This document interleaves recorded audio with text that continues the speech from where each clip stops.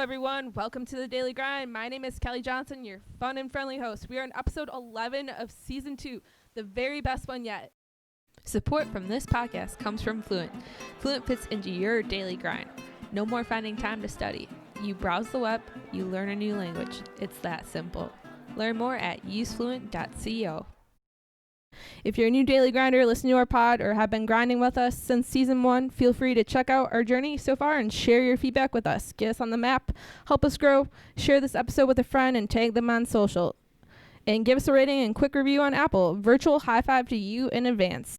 Since the season started, I've been providing a fun fact to kick off our show, Fast Facts with hashtag KellyFast. Just before we go live with our special guest, here's today's fast fact about football. So it takes actually 3,000 cows to supply the NFL with enough leather for a year's supply of footballs. 1941 was the first year Wilson Sporting Goods, yours truly, began making the official NFL game ball. In 1955, the first year the Wilson factory in Ada, Ohio, began producing the official NFL footballs. So lastly, on an annual basis, that Ada factory makes over 700,000 footballs, which is really interesting.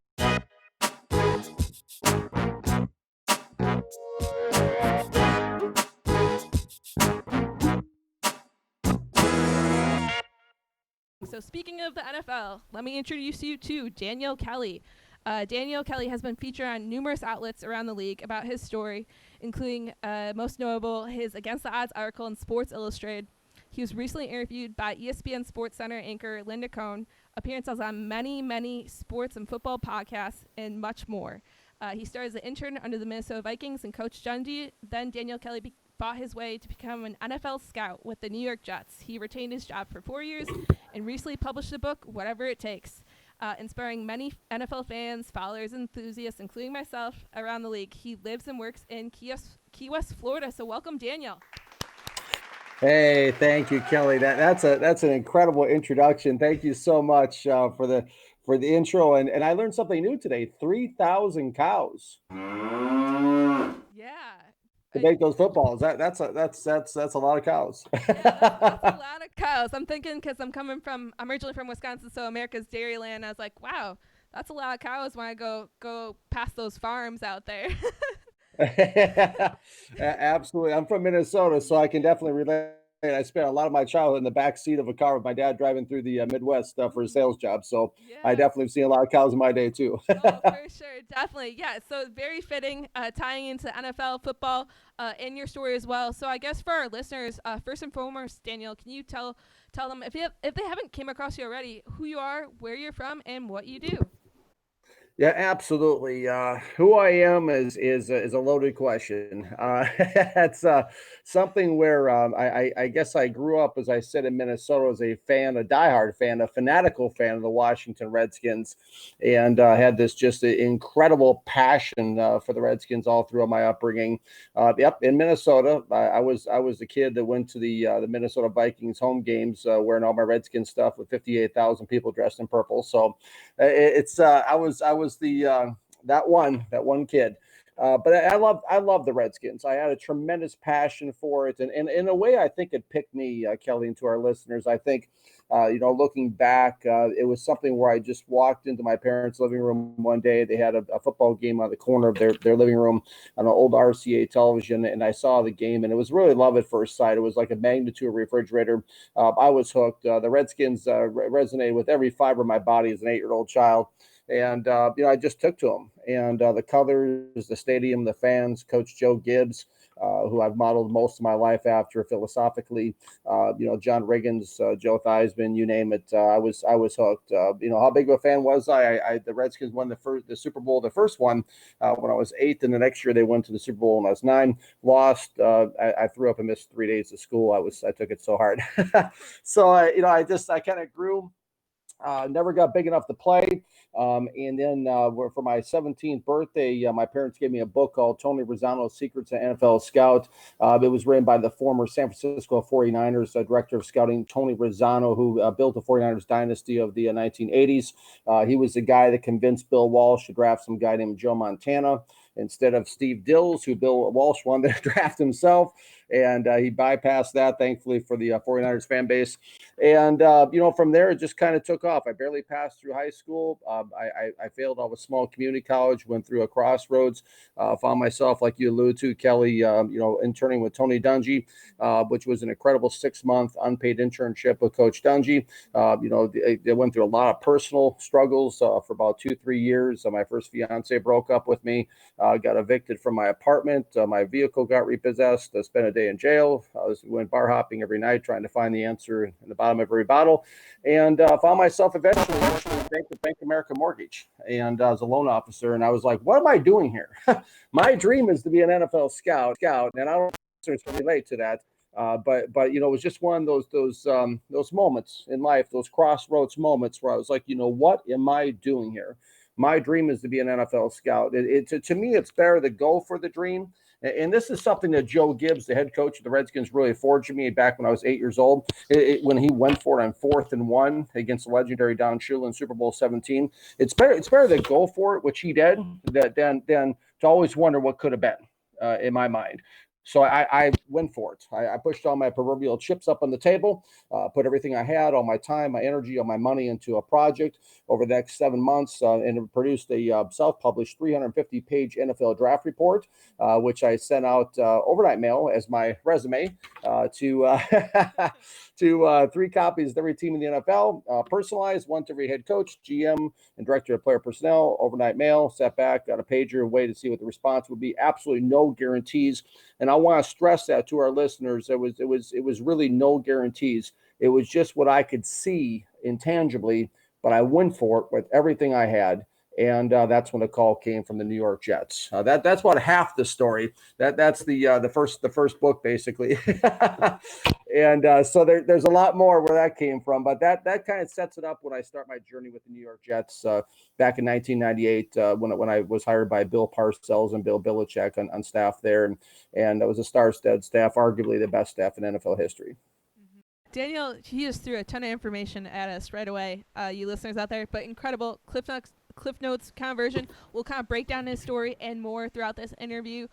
Super incredible. I love a lot of key phrases already in this episode, just going for it.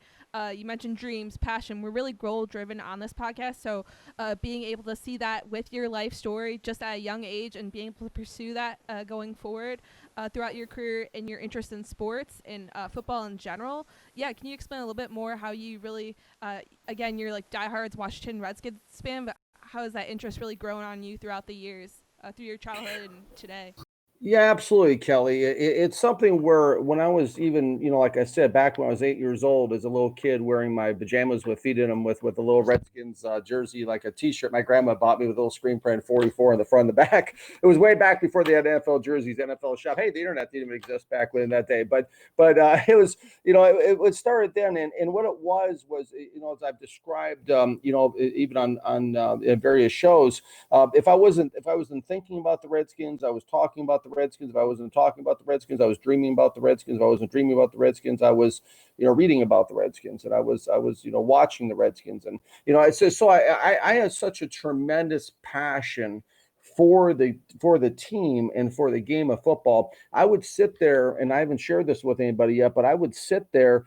My parents had when I grew up in Minnesota, they had a boat on Lake Minnetonka area, and they had like a cabin, down below deck. And I would sit down there. My parents would be up there listening to the oldies channel and all the 50s and 60s music, and I'd be downstairs with the pro previews, like reading every single thing I could about every single player, their height, their weight, their jersey number, memorizing everything. I mean, it got to the point, Kelly, where I was watching a football game and they'd be like, oh, the announcers, the ref would say, holding number 24, all of a sudden, that's Everson Walls, and I could say it before even the announcer could say it, so I just had this burning, insatiable passion. It's like the eternal flame at JFK's grave. It just burns forever, and it burns so brightly inside me that that's all I wanted to do. Well, the thing of it was I didn't get to a point where I was big enough to play. I was probably about 130 pounds soaking wet when I was in high school, so I couldn't play linebacker at Penn State like I thought about for a moment. But it was like, I kind of dabbled a little bit in the coaching, the strategy side. I do like strategy.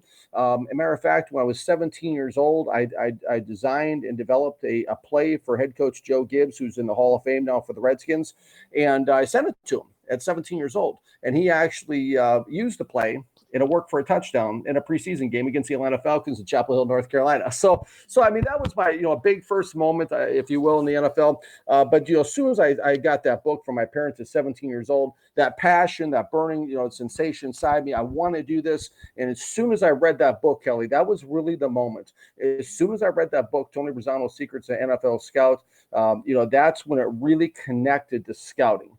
And from there, I said, you know what? I'm going to be an NFL scout. At 17 years old, I said, I am going to be an NFL scout. And so I resolutely, I set my path in that direction, and I started recording games. My bedroom. I started on a VCR. I started recording games. It wasn't anything glamorous, but I went ahead and because all these scouting examples were in Tony Brezzano's book, how to write a report, what it looks like, what to look for. All the, he had all these different reports in there from all these great players, Bo Jackson, whatnot. So I started to learn kind of what a scouting report looked like. And so what I did is when I turned, 17, 18 years old, I developed a 75-page draft report even back then. And sent it to Redskins general manager Charlie Casserly asking for an internship at my senior year of high school. So when all the other kids were in the back of the class, in the typing class, typing their schoolwork and everything, in typing class, I was back there pretending to do my schoolwork, but I was really typing scouting reports. And then I sent it off to the Redskins. And so from there, I just never connected with anything else. I had a number of jobs. I bagged groceries at a supermarket. I flipped hamburgers at McDonald's. I worked in other fast food places. At 21, I was working at Allstate Insurance after I failed out of college. And that's really when my first big football opportunity came. I was in there telemarketing for insurance leads. An ad comes on the local sports radio show. It says, the first 32 callers calling now, you can have a chance to come in the Minnesota Vikings and represent one of the teams in a mock draft. Call now and bring a friend. We'll provide lunch. I had 9 open phone lines, Kelly. So I started dialing, and that got me connected to the going in. I said, hey, congratulations, you're your second caller. You're going to come in and represent the Jacksonville Jaguars. It was 1995. They were an expansion team. So I was like, hey, cool. So I took one of my friends. We went to the Vikings headquarters, and that's when I went to the to the podium. And out of the corner of my eye, after I made my announcement who the Jaguars would select, which was Tony Boselli, the mock draft, I saw Tony Dungy sitting in the corner of the room. And here's something for our listeners to grab a hold of, because when people ask me, Kelly, they say, what, because I've received, since my book's been out, I receive emails all the time from people. I've spoken at Sports Management Worldwide at the NFL Combine to a group of students, about 400 students in the Hyatt Regency Hotel, like a conference room. People come up to me all the time and say, what must I do to make my dream come true? What must I do to make in the NFL? And I always say 2 things. Number 1, pay very close attention to the ideas that just come into your mind out of nowhere. They just pop into your mind. It happened to me again today. I won't tell you what it is yet because it hasn't happened yet, but I'm going to do something soon. Number two, it involves the Dallas Cowboys. I'll give you a hint. Number 2, so you have this recorded, so when it happens, we can refer back to it. Sure. Number two is pay very close attention to the people that are brought into your path. And that's the way it's happened for me. People say to me, they say, oh, wow, it's so incredible. You pulled yourself out. You pulled yourself through. You did all this stuff. You made it the NFL. That'd be me taking way too much credit for this. These things just came to me. It just came into my path. As my scouting mentor, Lionel Vitale, who's the college scouting director for the Dallas Cowboys right now, I've known him for 20 plus years. He's had 4 rings. He always says to me, Kelly, and to our listeners, he always says, Danny, if it's for you, you're going to get it. And that's what it happened. So when I saw Tony Dungy, Kelly, sitting in the corner of the room, he was in my path. And I walked up to him. I said, Coach Dungy, would you be willing to take a look at some of his reports? And there was favor upon my life at that point. And to Coach Dungy, I mean, this is unreal. I mean, Coach Dungy, the defensive coordinator of the Vikings, who's under Danny Green at the time, starts flipping through my reports. He says, this stuff is pretty good. How would you feel about coming to my office next week? Well, I called in sick. How do you think I felt? I called in sick for my insurance job. And I went in to see Coach Dungy. It turned out to be a 6-month internship. So the passion that the answer, get back to I don't mean to go too far off on a tangent, but I think it's important because the passion was there the whole time. It's still there the way it was when I was 8 years old. All these years later, it's like a fire inside me. That's the only way I can describe it. When I'm around the game to this day, Kelly, it's like I'm an 8-year-old kid again. Last year, I had a chance to interview with the Washington Redskins, my dream team from the time I was a kid. I got a call from President Bruce Allen to the team at the time. He had called me, said he got a hold of my book, flew me out there. All of a sudden, next thing you know, I'm out in Washington. I'm around all the guys that grew up with in the 80s. All of a sudden, I'm sitting in an interview with Bruce Allen, the son of the legendary Hall of Fame coach George Allen. And I got a chance, to interview with him for an hour and a half. And my energy level, I'm 46 now. It's like all of a sudden I'm 21 again. My energy level goes to the roof. My excitement level goes to the roof. I mean, everything. I mean, my wife Samantha has pointed out to me. She says, it is incredible. When she talked to me on the phone when I was in Washington last year, because I flew up by myself, she said, just listening to you on the phone, there's such a noticeable difference between your tone, your excitement, your passion. Well, yeah, because I'm around it again. I mean, I literally could sit there and do that football stuff all day. I got a chance to walk on the field last fall with the Redskins team. It was incredible. I love this kind of stuff. Yeah, this is great. We love the interview, Daniel. Keeping the energy up for sure. I like the intensity. You mentioned too, having that inner drive, super important when you're going towards your passion, doing something you're passionate about. You preach that a lot here on the Daily Grind. I think that's really important. And you took advantage of that aha moment that you had at when you were 17 years old, and went with it, which is really important. You have really clear mindset, super focused in regards what you want to get out and what you want to accomplish in the long term. Having that very close attention to finding people that you come across your path and things of that nature, your journey to work in the NFL. Can you tell us briefly about the hard work, the daily grind that goes into being an NFL scout? You're entering with Minnesota Vikings. So speed up our listeners, I guess, to coming to that NFL scout position. Absolutely. I run a no-huddle offense. Can you tell, Kelly? So everything is like, people who talk to me on the phone, they're like, do you always talk this fast, or is it just sometimes? So see, the excitement level turns up when I'm around football. That's what it is. But I guess just the daily grind of what it is to be an NFL scout. That's more than anything what you want to talk about. Yeah, definitely. Anything you'd like to share on the podcast? We don't want to go. You already provided us a little teaser on the Dallas Cowboys, so we're open to anything. Absolutely. It involves Jerry Jones. Okay, that's all I'm going to say.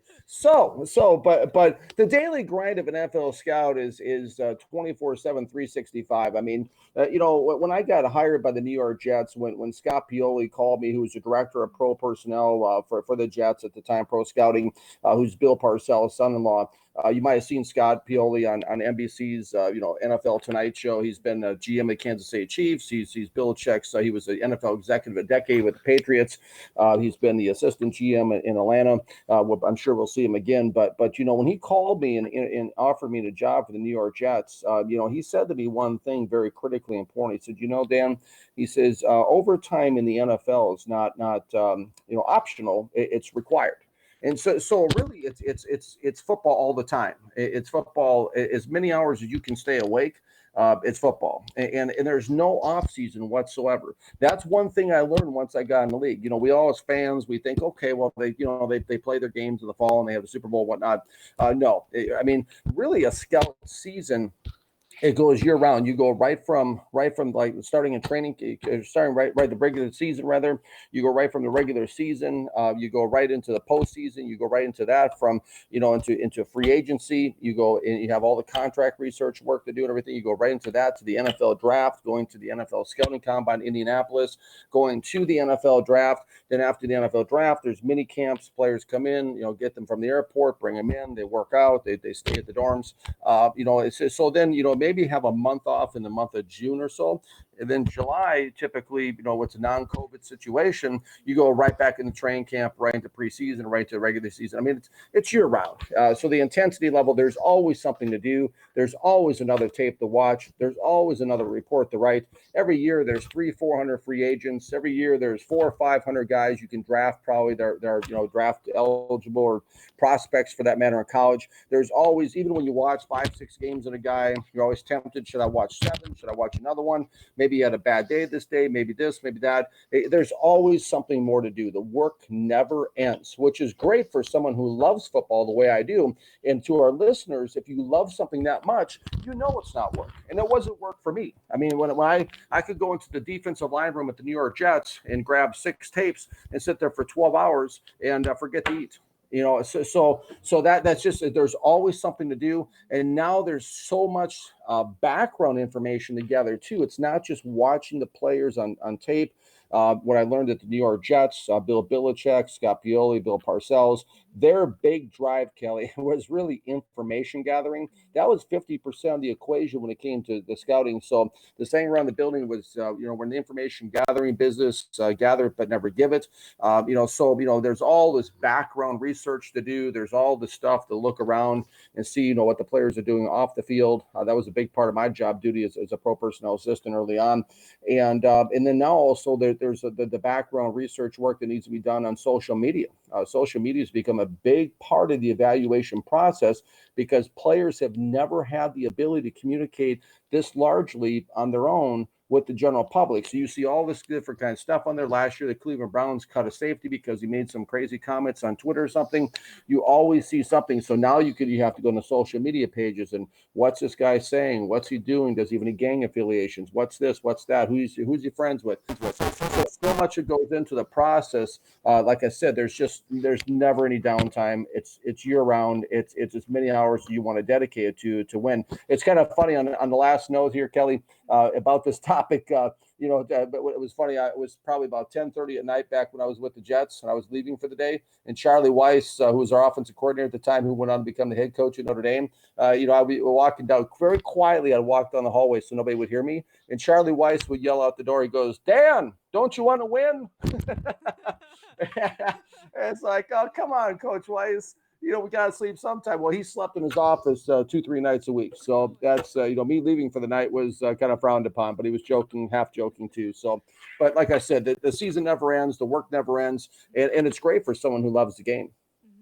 Yeah, definitely. 24/7, huge job big shoes to fill for sure. But I could say I can agree on the points. And if you're passionate, enjoy what you do for work, it doesn't feel like work. You go into work, or if it's an office setting, or if you work remote right now, or if you're out on the sports field. I was a tennis coach for a few years. I enjoyed doing it. I enjoyed being on the court with the players. I had fun doing it, so it didn't feel like a job.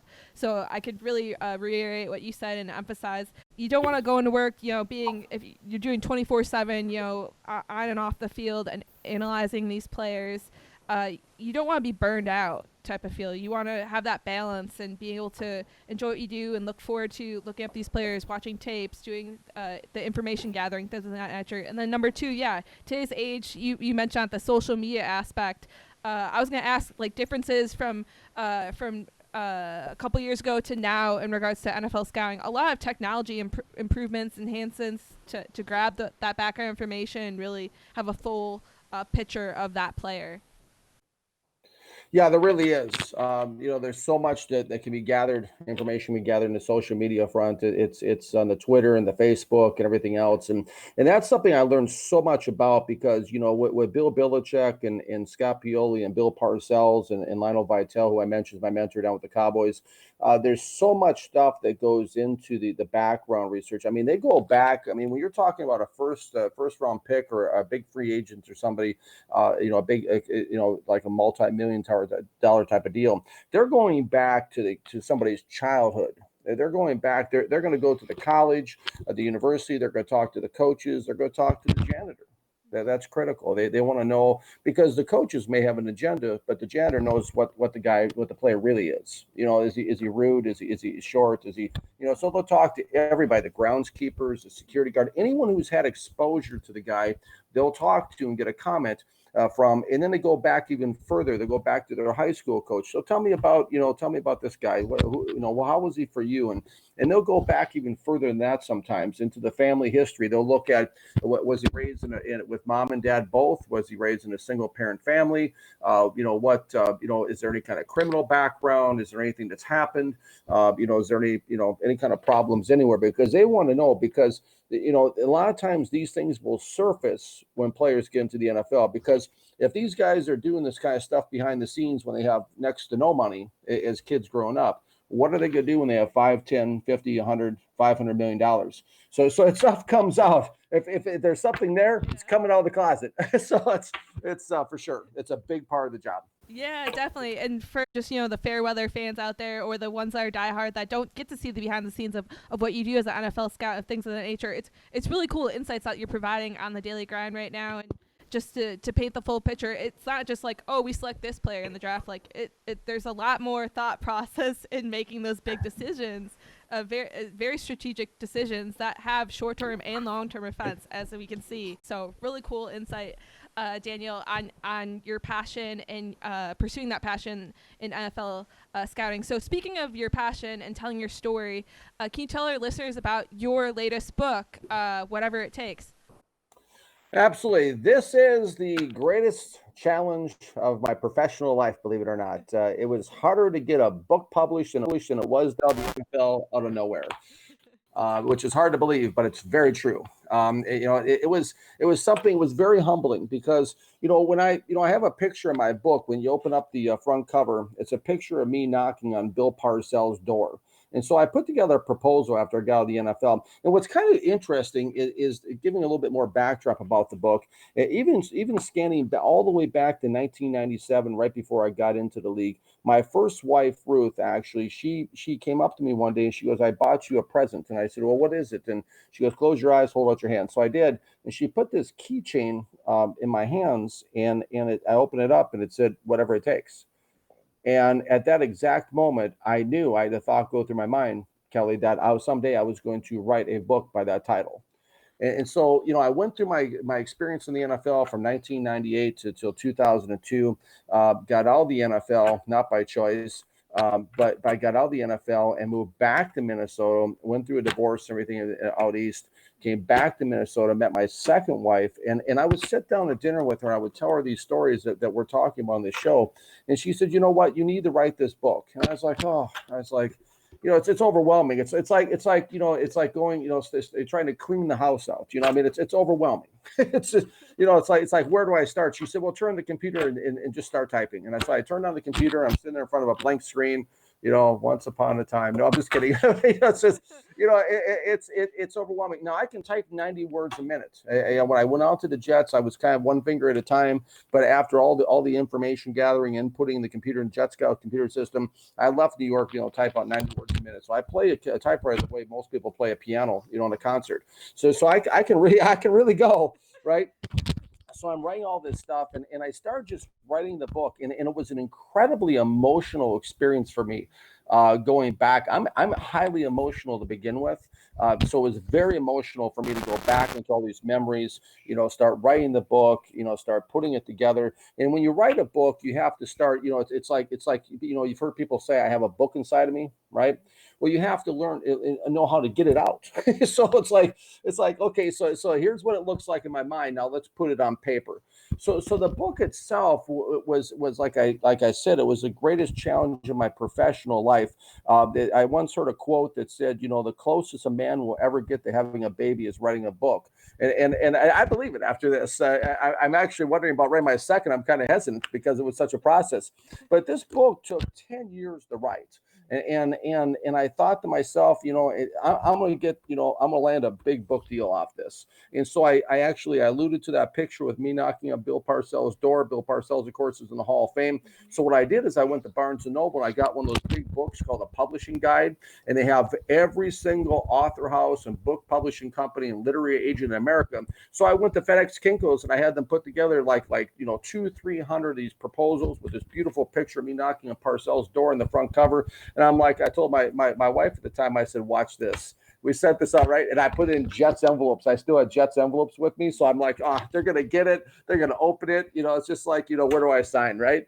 Well, actually, I got a pile of rejection letters. It was like probably about this high off the table, probably about the size of about 2 phone books or 2 dictionaries high of rejection letters. And one book agent called me, a very famous book agent from New York called me, a literary agent, and he said, "Listen, I like what you're trying to do, so I wanted to call you. He said, let me tell you the truth. He says, you and Bill Parcells could write the exact same book, but let me tell you, his is going to get published and yours is not, because everybody in the world knows who Bill Parcells is, but nobody has a clue who you are. Right? So it was like, so it was very humbling. But my path, again, we go back to, pay very close attention to the people who are led into your path, right? As a second point to what I said, those 2 points. And this man came on my path, and he recommended this publisher to me. It was self-published. And he said, give this place a call. So I did. They agreed to do the book. And it cost quite a bit of money, but at the same time, I put everything I had into it, just like I did the 1998 draft book, when I got into the NFL. And I went through, actually, Kelly and our listeners, I went through 130 revised manuscripts. It was incredibly intense. I kept working on it because I'm kind of a perfectionist to begin with. And it's hard to write a book because you're sitting there thinking to yourself, I'm seeing what happened, but will the reader see what happened as I'm writing this for somebody else to see what I'm writing? And so I kept going back through it, reading it, rereading it, making changes. And it got to a point finally where my second wife said, it's enough's enough. She said, she hit send and she said, that's it. She signed off on the book for me. And the book got published and it got out there. And it was just the right timing, but it was an incredibly intense experience. The back of the book is really the heart of the message, Kelly, and to our listeners. The back of the book, it says that the book is a story of perseverance and a message of hope.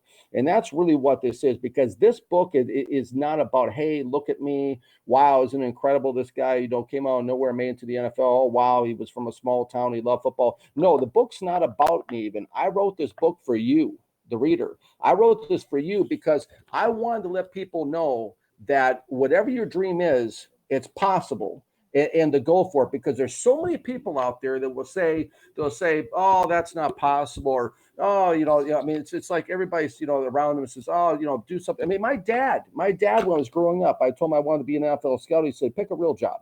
There's so many people you can be close to around you in your circle when you're going for a dream like this that may speak against it, or you yourself may have doubts. I've seen it with lots of people. You've got to believe that you can do it. And like one of my mentors, Mark Trestman, said to me once, Mark Trestman is the only coach in football history who's coached 2 league MVPs in 2 different leagues, Rich Gannon with the Oakland Raiders and Anthony Cavello with the Montreal Alouettes. He said, Dan, if you can see it, you can achieve it. And that's really the message of this book, is to let people know that you don't have to have the last name Lombardi or Belichick to make it in the NFL. You don't have to have connections. I didn't have any connections. I was so bad at playing football, Kelly, and to our listeners, I was so bad at playing, right? As a junior in high school, my parents finally gave me the opportunity to play football. I was the only kid on my high school football team not to have enough playing time to earn a letter for my letter jacket. That's how bad I was at playing football. So when the time I was hired, I mean, my interview came down to Bill Belichick and me sitting across the table looking each other eye to eye, right? I mean, arguably the greatest coach in NFL history. And I convinced Bill Belichick to hire me with the New York Jets. But my point is that when I went into the interview, I was working at a bank. I was working at Bank American Mortgage. I didn't have this big football resume, this big football background. I didn't know Bill Belichick's next door neighbor, or go back a couple generations. Our grandfathers knew each other. I didn't have the cronyisms, the nepotisms, all these different things we see in the NFL. So don't be discouraged if you don't know somebody. Don't be discouraged if your dream is big. Like they say, shoot for the stars. Go for it, and whatever it is, because it's been given to you for a reason. Your dream's been given to you for a reason. And if you can see it, you can achieve it. I mean, look at Christopher Columbus. All his friends said that you're going to fall off a cliff. And he said, nah, I think the world's round. I really like it. Perseverance. One word, perseverance. And just being able to, again, you mentioned it too earlier in this episode. You've gotten rejections, or you've gotten people that said no to you, and you just push through it. Like, that's totally, things happen for a reason, and you had a vision, you had a goal in mind, and you want to accomplish that goal. So you did what it takes, to whatever it takes. Basically. Yeah, there we go. It's more than a book title; it's a way of life. Way of life. Yeah, basically, it's all fitting here, full circle. But yeah, just having that perseverance, being able to utilize what you had, your strengths, your skill sets, having that positive attitude, being able to accomplish those things. And here we are today. We're on our interview on the Daily Grind, talking about Daniel Kelly's amazing background. And this is just today's episode. Who knows what you're gonna do after this show? So yeah, we're so excited to have you on today's episode. So. Thank you. I'm excited to be on. Post working with the Jets, you hosted your own radio show, scouting consultant, full-time preaching ministry, involved on many teams. Can you share your view on working on a team and the importance of team dynamics? I mean, you've worked with the Billies, you worked with like one of the best teams in NFL. Yeah. Yeah, the team is so important. It really is. What my latest, I was blessed to have a chance to write recently and be asked to write weekly for Sports Illustrated Detroit Lions. And so that's my latest endeavor. And I was just writing an article today, in fact, that's going to come out this weekend on Friday, talking about the importance. 5 reasons why the Detroit Lions have hope, this season. And I like the Lions. I think the Lions have a lot going for them right now. But one of the points I made, it was interesting you say this, because I was just thinking about today and writing about, Kelly, is team. The acronym for team is, right, together everyone achieves more, right? So teamwork makes the dream work. I mean, we've all heard these cliches, right? But that's the thing with the New England Patriots. That's where I come from in that environment, working with Bill Belichick and those people. It's about team. Now my scouting mentor, who I've known for 20 years, who's been mentored himself by Ozzie Newsome and some of the best, Belichick, Tom Dimitroff. He talks to Jerry Jones, Stephen Jones on a weekly basis. I'm talking about Lionel Vitale. What he's taught me. He my mentor won 3 rings with the Patriots. He was Belichick's most trusted and closest scout. And what he said is, he told me different things. When they won their first 2-3 Super Bowls, he said, Bill Belichick had a saying around the building: no excuses. That's a big one. If you watch Bill, you'll never see him and Haw at the podium. If he goes for a 4th down, he's not going to say, well, like my mentor Lionel says, if you start hearing a coach say, well, the beginning, that's an excuse coming. There's no excuses. If Bill Belichick goes for it on 4th and 1, doesn't get it, he'll stand right up. You've seen him. He'll stand right up there and say, didn't get it. Next question. And there's no excuses. None are offered, none are accepted. That was a big thing. Another big part of the New England Patriots, Bill Belichick, train of thought and philosophy that I've learned from, is knowing your role when it comes to teamwork. That's a huge one. If you think about a team, think of an orchestra. Think of an orchestra with a lot of different instruments. As long as everybody's playing their part, the thing works beautifully. The music is beautiful. The team is beautiful. I remember there was a story about Bill Parcells. I'll share briefly. He had a safety named Renee Thompson. And this is back, I think, when he was with the Giants. It was with the Giants. I think Parcells was the head coach of the Giants. And when Bill Belichick became the head coach of the Cleveland Browns early on, right, way back in the day. And Parcells told this story to us personally in the building. He said, you know what? He said, he told Renee Thompson, was a great special teams player. He said, Renee, this is Bill Parcells talking to Renee Thompson. He said, and this is firsthand, I heard the story myself. He said, if you would just accept your role of being a special teams player, you'll play in this league for 11, 12 years. If you try to become a starting safety, you'll be out of the league in 2 years. Well, Renee Thompson didn't listen. And he went on his own way, and he went to go play for the Cleveland Browns. He tried to start safety and was out of the league in 2 years. So knowing your role. So if you're great at playing the flute, play the flute. If you're great at playing the tuba, play the tuba. If you're a drummer, play the drums. And when everybody plays their part in a team atmosphere, that's when the music's made.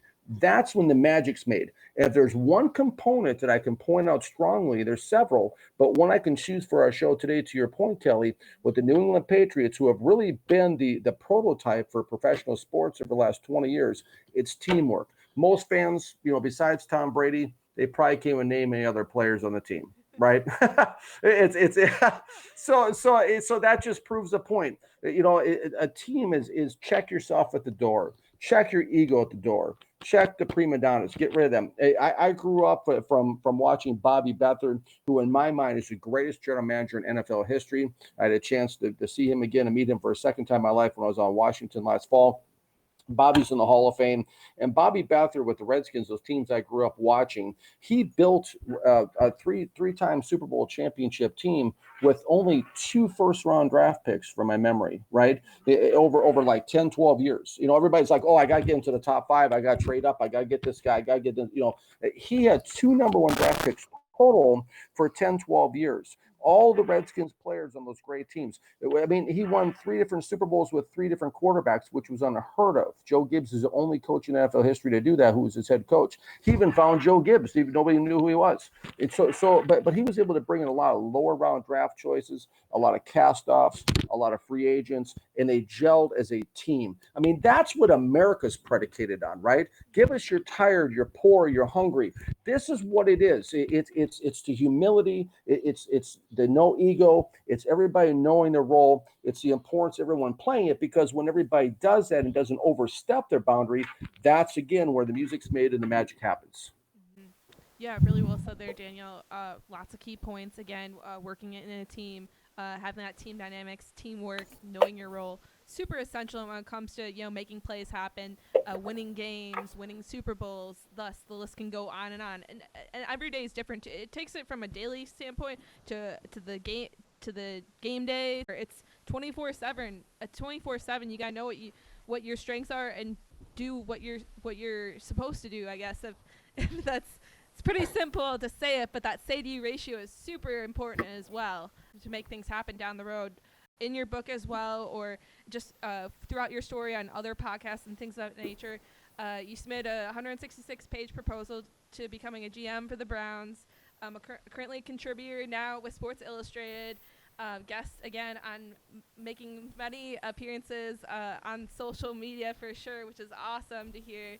Can you share with our listeners anything else that you wish you knew given years before where you've come so far today, if that makes sense? Yeah, absolutely. Making me tired just hearing everything I'm doing. That's awesome. Yeah, looking back, and I just, I'm glad you asked this, Kelly, because, looking back, I was sitting in arguably the best chair in the National Football League at 24 years old. I worked on a staff that had 7 coaches go on to become head coach of the college or NFL level. I worked with Romeo Cornell, Eric Mangini, Belichick, Parcells, Al Groh.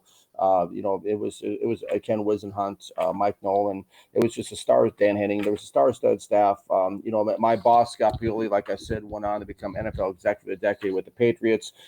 Mike Tannenbaum, another one of my bosses, went on to become a general manager, of course, in the NFL. My boss was Dick Haley, who built all 4 Super Bowl teams with the Pittsburgh Steelers back in the 70s.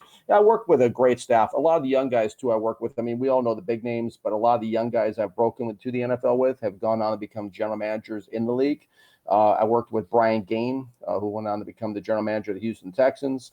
He started 2 years after me. I worked with Trent Baalke, who went on to become the general manager of the San Francisco 49ers. I worked with JoJo Wooden, who's now director of player personnel with the Chargers. I worked with, it just goes on and on, the list. I mean, the young Chris Shea, I trained him in his position. He's now the pro director in Kansas City. I say all that to say this. I was sitting in the best chair in the NFL. If I would have just, we talk about teamwork. We talk about doing what you're supposed to do. We talk about knowing your role, and no matter what your role is. I was too impatient, Kelly, and our listeners. When I got in there, I was at 24 years old. I had all this ability. I mean, I beat out a stack of Ivy League resumes to get my job with the Jets as a college dropout. I'm sitting in the best chair in the NFL. All I had to do was just get the stupid chicken wings on game planning nights, take the players to the airport, be patient, which is something I had none of at 24 years old. I was like this wild horse this Triple Crown winning horse in the desert, just rearing up. I want to scout. I thought there was 2 voices in the building when I got hired from the Jets. I learned the hard way. There was only one, and his name was Bill Parcells. I overstepped my boundaries. And I got involved in conversations I should not got involved with because I wanted to win so badly. But that doesn't, that doesn't justify anything because I didn't have the discipline. I didn't have the focus, as far as the big picture, because Scott Pioli would tell me all the time, Dan, you don't see the big picture, because there was a reason why, because they promote the people that do what they ask them to do. And that's the thing is I was trying to scout. I was trying to do this. I was trying to do that. And so I ran myself out of the league because if I had just done those things, I would be an NFL general manager right now. How do I know that? Because the guy that came after me, Tom Dimitroff, is an NFL general manager with the Atlanta Falcons. So I know this for a fact. Bob Quinn, who's the general manager for the Detroit Lions right now, started after me up with Scott Pioli and Bill Belichick up in New England. So I know that if I would just been more patient, and I'm trying to impress this upon our listeners, because whatever your role is, no matter what the industry you're in, if they ask you just to sweep the floor, sweep the floor. If they ask you to go get lunch, get lunch.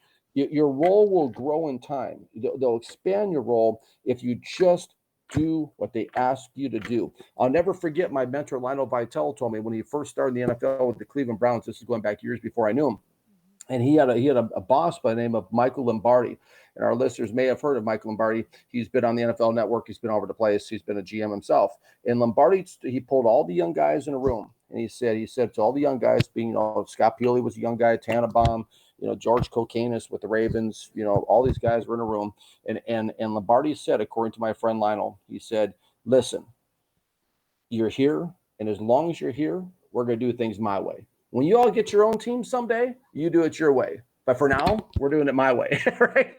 And it was a great piece of advice. So if you're sitting at a job right now, and obviously you got to do things, you can't do anything that's immoral, unethical, illegal. I get all that. But if they're asking you to do something, just do it, because that's the passageway of promotion. That's something I did not get as a young man. Had I gotten that, Kelly, now I understand everything happens for a reason. I understand the path and trajectory I'm on is for a reason as well.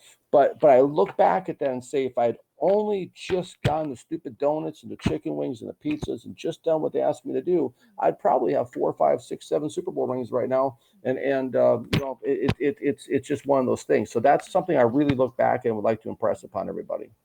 Yeah, definitely another great key takeaway, being, recognizing your role and being able to do your job and doing what's the best for the team, I guess, essentially. Maybe to transition more back into the NFL a little bit, Lace and Grayus, Redskins trending, obviously. You as a diehard Redskins fan, born Redskins fan, any hints or thoughts on the name change, what it might be? I mean, NFL season is approaching, but I don't know if you had any teasers to throw at us on the Daily Grind or anything you'd like to share. No, you may have to start beeping me out if I tell you what my opinion is in changing the name. You may just hear this beep, beep, beep, Redskins beep. No, it's I'm not happy about it, Kelly. I'm not happy about it at all. I thought it was something where, I actually, I write for Wriggler's Rag too, the third biggest Redskins website on the internet. And I actually, days before the name change came down, I actually wrote an open letter to the owner, Dan Snyder, and they refused to publish it. They said it was too sensitive. And so I tried. I said, you know what? Let's get different sponsors. You know what? If you need someone to take the heat, make me your general manager. I'll take the heat. So I'm not a big fan of name change. So and to your point, when you say I was born to be a Redskins fan, I probably was, because I think I was conceived. Now I'll share this. I think I was conceived the day the Redskins played their first Super Bowl back in 1973, because my mom's birthday is on January 14th, 1973. I was born October 11th, 1973. The math works out almost exactly. And so, and then if you look at my favorite player of all time, John Riggins, number 44, I figured this out years later, is that my Social Security number, actually, if you add up all the digits, and no, I'm not going to give it out on this program, but if you add up all the digits, it actually equals 44. So I think it was in the stars for me to be, this Redskins, fan. And I think it's in my destiny, I think, to one day be the general manager of that team. And, so it's just something where I'm not happy about, but like so many things in life, we have two choices when things happen. I have an old boss who used to say, control the controllables, and you have, a big part of it. My grandmother gave me the Serenity Prayer when I was about 11 years old. They have the courage to accept the things I cannot change, right? And that this is one of those things. And that applies to all of life and to our listeners. whatever your circumstances are, control the controllables and don't get so caught up in everything else because, yeah, I could be mad about it. I could scream, I could rant, I can rave, I can do all these things. But at the end of the day, it does nothing. So there's an important component of acceptance. So I can accept it. I don't like it. And it is what it is, like the saying goes. Yeah, really well said. I like Thank your you. thoughts and everything. Control the controllables. Super critical again. So yeah, Daniel, we talked about your daily schedule. What's on your daily grind in the upcoming months later this year? That's a great question. That could change to tomorrow. That could change tomorrow. I mean, I was sitting with my wife Samantha last September, right? And she's been encouraging me over the last 5 years we've been together, and she's been encouraging me to keep trying. She can see the passion. She knows it. She knows where I belong. Everybody that knows me keeps saying, you should be back in the NFL, all this stuff. So she's been encouraging me. So I've sent my book out, whatever it takes, to different teams and that. So she encouraged me in January of 2019 to send out my book, Whatever It Takes, to the Redskins. I'm like, oh, even I get discouraged. I mean, it's, it happens to all of us. It's like, oh, nobody's going to probably respond. Even it happens to me after all I've accomplished, after being around the greatest minds in the NFL over the last 30, 40 years, I still get discouraged sometimes. So I'm like, oh, I don't know, Samantha. I don't know if I should send it. She goes, just send it. Just send it out there. So I sent it. So that's January 2019. Flash forward to September of last year, 2019, right? And all of a sudden, we're sitting there watching reality TV. My wife, Samantha, loves reality television, right? So we're sitting there. Of course, I'm not really watching. I'm kind of flipping through Facebook. I'm kind of going through it. And all of a sudden, all of a sudden, my phone lights up. It says 703-726-7000. And I'm like, this looks like Virginia. I answer it. I say, hello. And it says, the voice in the air and says, hello, Daniel. I said, yes. He goes, hey, Bruce Allen, president of the Washington Redskins. How are you doing today? And I like jumped up, right? I'm like, is this what my friends play a joke at me? I'm like, no, it says 703. I put on speakerphone so Samantha can hear. So my point being is to your point, Kelly, life can change in an instant, in a blink of an eye. Do I know what's coming? I don't. In 2017, I have a dream one night that I'm a general manager of the Cleveland Browns. I wake up, the Holy Spirit of God tells me, go ahead and put together a card and tell the owner of the Cleveland Browns you can put together a Hall of Fame staff within 3 weeks of given the opportunity and send them a copy of your book, whatever it takes. Let me tell you something. Getting something in the hands of an NFL owner who's a billionaire is extremely hard, extremely difficult. So it's like sending a birthday card to or a birthday invitation to Bill Gates. It's like, it's hard to get through, right? But I sent it, and 3 weeks later, he responded. The owner of Cleveland Browns responded to me, asking me for my ideas. So and that's what turned into the Pursuit of the Cleveland Browns you talked about, that I didn't get barely. But so that could happen. A dream could happen. A phone call could happen. A year and a half ago, I was working at a place in Arizona. My wife and I were working at a debt consolidation place together in a sales job. All of a sudden, the sales manager comes up to me, all the blue in Tempe, and he says to me, he goes, Dan, he goes, you got to get back in the NFL. I said, well, Ron, I said, tell me something. I said, who do you know that can help me get back in the NFL? He goes, well, I don't know anybody. He goes, but maybe the owner of our company does. He goes, matter of fact, he goes, the owner of our company knows Paul Allen. I'm like, Paul Allen. I said, the same Paul Allen, the co-founder of Microsoft, the owner of Seattle Seahawks. He said, yeah. Before you knew it, all of a sudden, I got Paul Allen's email address and was able to send him an email. So right before he passed away. So things can happen. Somebody can come into your path. There could be a phone call. There could be a dream. Who knows what's going to come next? What's on the docket, what I have in my mind right now, is to write my next book, which is a scary thought, like I said, based on the last experience. It's going to be called The Dream. It's the true story because in this proposal I made to the owner of the Cleveland Browns, it was 166 pages, a revolutionary proposal that promised, that guaranteed to take the Cleveland Browns from being an 0-16 winless team to winning the Super Bowl the following season. I was prepared to stand at a podium in front of the nation with every camera on me from every sports, publication, camera, ESPN, NFL Network. I was prepared to stand up there after the Browns did not win a game and say, Cleveland Browns Super Bowl 53 champions. First question. So I put together this proposal, and within this proposal, Kelly, right? I even said, I said, hey, listen, I told the owner of the Cleveland Browns, I said, one of two things is true. Either number one, I'm utterly and clinically insane, or number two, I'm about to build the greatest dynasty in the history of the National Football League. It's up to you to decide in the pages to follow. So in this proposal, I had laid out, I was actually going to make my wife, Samantha, my co-general manager, making her the first female general manager in NFL history. So the book title is called The Dream. It's the story of two fans, their journey, trying to become the co-general managers of the Cleveland Browns and do the impossible, again. Because to me, Kelly, and to our listeners, impossible is just a word in the dictionary. Impossible is just a reality that we believe in our minds. It's something that we believe that hinders ourselves. We say something is impossible, but it's really not. It's really not at all impossible. And so that's what's on the radar doing the next book. I currently write full time. I'm a full time reporter and journalist for the Key West Citizen in Key West. So I'm a newspaper reporter. I'm doing the thing for Sports Illustrated for the Detroit Lions. The other day, all of a sudden, I find out, I send out, this thing to the Detroit Lions, and all of a sudden they write back and they say, not the Detroit Lions, I'm sorry, but Mad Dog Radio. And all of a sudden they say, hey, how would you like to be on the show with Linda Cohn? On the show with Linda Cohn. it's like I can't make this stuff up, right? Linda Cohen's like a legend in broadcasting. I mean, she's been at ESPN for 35, 40 years. Everybody knows who Linda Cohen is. And the producer's like, yeah, she would like to do an exclusive interview with you. I'm like, oh, okay.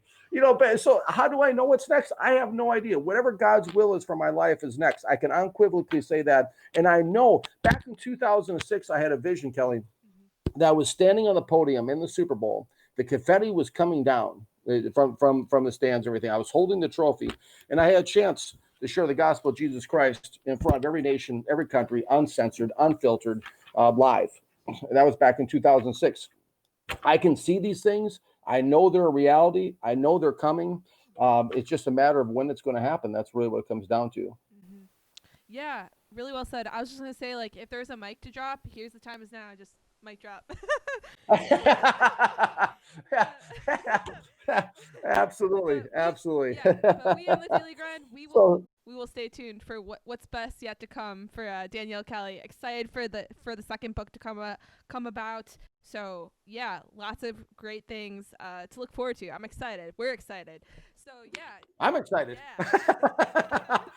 I have no idea. I mean, if somebody would have told me 5, 6, 7, 10 years ago I'd be living in Key West, Florida right now, I would have said, "What?" It just I have no idea from one day to the next, really. But I'm along for the ride, and I'm loving the ride, and I embrace the journey. Definitely love the words. Yeah. Speaking of words, Daniel, do you have a word of the day or motivational phrase or quote to motivate our listeners out there? Yeah, absolutely. That's a great question, Kelly. I go back to my book, Whatever It Takes. And if you open the first page or two, it says introduction, and it opens with a quote. My book does, and the quote is: "Vision is the art of seeing what is invisible to others." Jonathan Swift, Irish author who lived from 1667 to 1745. And that to me is where it's at. Is vision is the art of seeing what's invisible to others, because that really summarizes dreams. Whatever you can see, whatever you're going for in your life, that summarizes it, because you may be able to see something, but nobody else can see it around you. And you have to believe in that vision and go for that vision. One of my things I'm going to do when I run an NFL team, I'm not going to have a punter on my roster. I'm going for it in every single fourth down. And that's the way I've lived my life, is to go for it, to put everything into it. And that's where it's at. So if you have a dream right now, just go for it. Push all the chips up, go for it. This is a time. You're not listening to this program by accident. You know what's on your mind. You know what's on your heart. You know what you want to do. You want to do it. So wave the punter off the field and go for it. Really well said. Love the word. I guess the words of the day. Very fitting with today's episode with Daniel here on the show. Daniel, if listeners have questions, comments, want to follow your story, and also read Whatever It Takes, how can they do so? Absolutely, Kelly. My book is available online anywhere where books are sold. Amazon is probably the choice that most people go to. It's also available on BarnesandNoble.com. My book website, if you want to get a little bit deeper involved, there's a nice audio my best friend Jamie put together, basically kind of talking about my background. It's whateverittakesbook.com. Make sure you put the book in there. It's not Whatever It Takes. It's Whatever It Takes book, BOOK.com. You can contact me on my book website. My email is readily available.